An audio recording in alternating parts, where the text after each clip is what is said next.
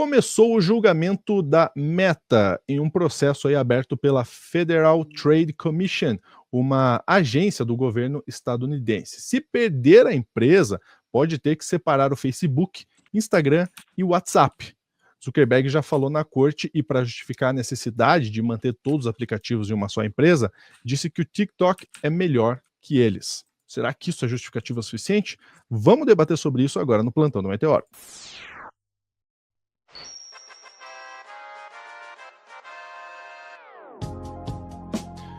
Muito bem, vamos lá. Então a gente está falando aí, né, da empresa Meta, que tem Facebook, que tem o Instagram, o WhatsApp, entre outras empresas, tá? Vou chamar aqui na tela a Sofia Labanca para falar com a gente. Aproveita que a gente está falando de rede social e segue a gente. Olha aí, ó, @lentevermelha e @lu.junior. Segue a gente, inclusive, no Instagram também. Mas vamos lá, Sofia, vamos falar sobre isso. Meta, que é um conglomerado extenso, né? Inclusive tem óculos de realidade virtual, entre outras coisas, não são só redes sociais, né? Sim, né? Vamos lá, os 3 braços mais importantes da Meta, né, são Facebook, Instagram e WhatsApp, né? Os 3 mais conhecidos. Mas sim, tem várias outras empresas dentro desse conglomerado aí. O que está acontecendo? Uma agência do governo dos Estados Unidos chamada FTC, né, Federal Trade Commission, está processando a Meta. Esse FTC, ele faz um papel parecido com o que aqui no Brasil é feito pelo CAD, que é impedir a formação de monopólios, que poderiam aí, e também de outras práticas que poderiam prejudicar o mercado. E o que está fazendo no caso da Meta é justamente isso. Esse processo contra a Meta é justamente sobre isso. Seria um processo antitrust, né, que seria para impedir que a Meta se torne, ou no caso eles estão dizendo que já é, um grande monopólio. A partir do que eles afirmam isso? Né? Que a Meta comprou o Instagram em 2012 e comprou o WhatsApp em 2014. Né? Os valores aí envolvidos são muito altos. O Instagram foi pago aí $1 bilhão em com B, em 2012, e o WhatsApp $19 bilhões em 2014. E esse processo é um processo que vai longe, sabe? Espere mais de um mês aí para esse processo se encerrar, né? Esse julgamento, na verdade. E nos 3 primeiros dias, que foram agora segunda, terça e quarta-feira, os dias 14, 15 e 16 de abril, o Mark Zuckerberg foi prestar depoimento. E o que ele está dizendo? Que não, a Meta não é um monopólio, e a maneira com que ele tenta justificar que a Meta não é um monopólio chega a ser hilário. É o tipo de coisa que você nunca espera ouvir de um CEO como ele. Ele diz que a Meta não é um monopólio porque existem sim concorrentes, inclusive que os concorrentes são melhores que eles. Você espera ouvir o CEO de uma grande empresa dizer: não, o concorrente manda melhor que a gente. Foi o que ele falou, por incrível que pareça. Então tá aqui no Tilt Wall, reproduzindo aí reportagem da agência France Press. TikTok está indo melhor que nós, reconhece Zuckerberg em tribunal. Vamos direto para a parte que nos interessa aqui, que é aqui. A companhia de Menlo Park Vale do Silício garante que enfrenta uma concorrência feroz de outras plataformas populares. Diante da ascensão meteórica do TikTok, daí aspas do Zuckerberg, vimos que nosso crescimento desacelerou drasticamente. Seu grupo respondeu que o Reels, vídeos curtos com o mesmo formato que deu ao aplicativo chinês seu tremendo sucesso. Mas o TikTok continua sendo maior que o Facebook e o Instagram, e não me agrada que nossos competidores estejam melhores do que nós. YouTube é outro grande rival da Meta em termos de usuários, mas também na atração de criadores de conteúdo que se tornaram imprescindíveis para todas as redes sociais, segundo o executivo. Especialmente nos últimos 10 anos, o vídeo se tornou o principal meio para expressar e consumir conteúdo online. YouTube tem um sistema muito bem desenhado para os criadores, é um competidor importante para nós. E por aí vai. Então, basicamente, ele ficou elogiando o TikTok e o YouTube para tentar dizer: não, veja, nós temos competidores. É uma das estratégias que o Zuckerberg está tentando dizer para dizer que, olha, nós não somos um monopólio. Outra acusação que o Facebook, que o FTC está fazendo contra a Meta é dizer que eles estão usando uma estratégia chamada Buy and Bury. Que diabos é isso? Basicamente, você é uma grande empresa e daí começam a surgir startups, empresas menores que podem um dia se tornar concorrentes suas. O que que você faz? Você compra elas e fecha. E daí você garante que você sempre vai continuar sendo a maior e que nunca vai ter concorrência, porque qualquer concorrente que tente aparecer, você compra, buy e enterra, bury. Daí o nome Buy and Bury. O Zuckerberg diz: não, nós não estamos fazendo isso. Inclusive, olha, o próprio Instagram e o WhatsApp nós compramos, mas nós compramos para fazer eles crescerem, né? Não foi para enterrar. Ele não fala nada de todas as outras trocentas empresas que foram compradas e que a gente sequer sabe o nome porque eles enterraram. Ai, Sofia, aí você está inventando coisa. Não, não estou inventando coisa, não. E eu vou mostrar para vocês. Vamos lá para a Folha de São Paulo, que eles vão dizer aqui: Big Techs compram uma empresa a cada 11 dias para inibir concorrência, diz a entidade. Grupo holandês Somo monitorou as movimentações entre 2019 e 2024. Autoridades intervieram em 2 negociações. Então, eles vão falar aqui que entre 2019 e 2024 foram 191 aquisições. Vale aqui destacar que não está falando só da Meta, está falando das grandes aí, que são Amazon, Alphabet, que é a dona do Google e do YouTube, Apple, Meta, dona aí, que é como a gente já falou, Facebook, Instagram e WhatsApp, e a Microsoft. Então, essas 5 empresas juntas, entre 2019 e 2024, compraram 191 empresas. E sim, a maioria delas foi enterrada. Então, o buy and bury, ele existe. Não é uma coisa que foi inventada aí. Vamos descer aqui para um trecho interessante que vai contar aqui, ó. De acordo com a Somo, um número tão grande de transações fica fora do radar por causa de táticas usadas pelas Big Techs, como contratação de funcionários essenciais para o funcionamento da empresa, como CEOs e cientistas-chefes, e o licenciamento de toda a propriedade intelectual do negócio. Procurados, Apple, Microsoft, Google, Meta e Amazon não comentaram. Então, não é só que eles compram e enterram. Eles licenciam todas as propriedades intelectuais e contratam os principais funcionários. Daí, com isso, eles conseguem impedir que as pessoas sequer percebam o que está acontecendo. Porque os funcionários chaves não vão sair falando por aí do que aconteceu, afinal de contas, agora eles são funcionários da empresa que comprou, que os comprou, e as pessoas também não vão dar pela perda de algum serviço ou produto que aquelas empresas estavam produzindo e que já estava chamando alguma atenção, porque foi licenciada para essas grandes empresas. Então, eles conseguem, desse jeito, comprar 191 empresas e enterrar todas elas em 5 anos, sem que ninguém perceba. Tanto é que fala ali, só teve 2 dessas 191 compras que chegaram a ser investigadas aí para ver se tinha alguma coisa de errado.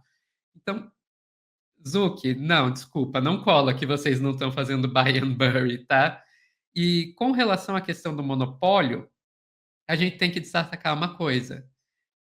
Sim, que existem várias redes sociais diferentes, mas a gente tem que perceber que cada uma dessas redes tem um nicho diferente. É só você ver da Meta. Facebook tem um nicho, Instagram tem outro, que são as fotos, e o WhatsApp tem outro, que é aplicativo de mensagem. O Facebook como aí uma espécie de um blog, né?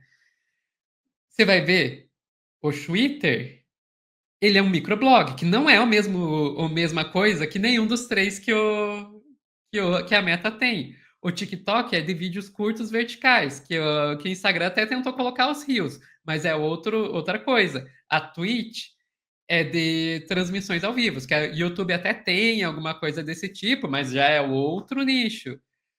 Então, são nichos diferentes. Não dá para dizer que eles são concorrentes diretos, porque não são. Tanto é que muitas pessoas têm vários deles. se realmente eles fossem concorrentes diretos, como o Zuckerberg coloca, você não teria para que ter conta em mais de uma rede social.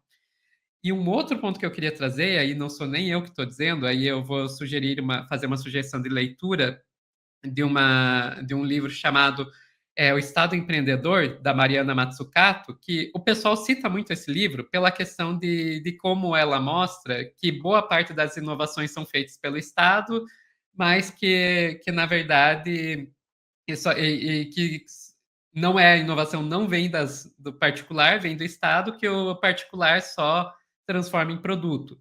Mas eu queria destacar uma outra coisa que passa despercebida nesse livro, que é uma argumentação muito boa que a Matsukato faz, que é a de que não existe livre competição dentro das redes sociais, porque principal produto das redes sociais são os usuários. Em que sentido? Você tem lá o WhatsApp. Na teoria liberal, pode qualquer momento surgir um novo aplicativo de mensagens que vai ter uma inovação, e daí as pessoas vão parar de usar o WhatsApp e ir para esse novo aplicativo. O que a Matsukato vai dizer? Não, isso não vai acontecer, porque você vai para outro aplicativo, mas se o outro aplicativo não está sendo usado pelas pessoas, não importa o quão inovador ele seja, você não vai conseguir usar. Você só vai usar o WhatsApp, vai continuar preso ao WhatsApp, porque no outro aplicativo não tem ninguém. Então não existe abrir um novo mercado, não existe uma nova competição. É só a gente olhar o que aconteceu com relação ao Twitter.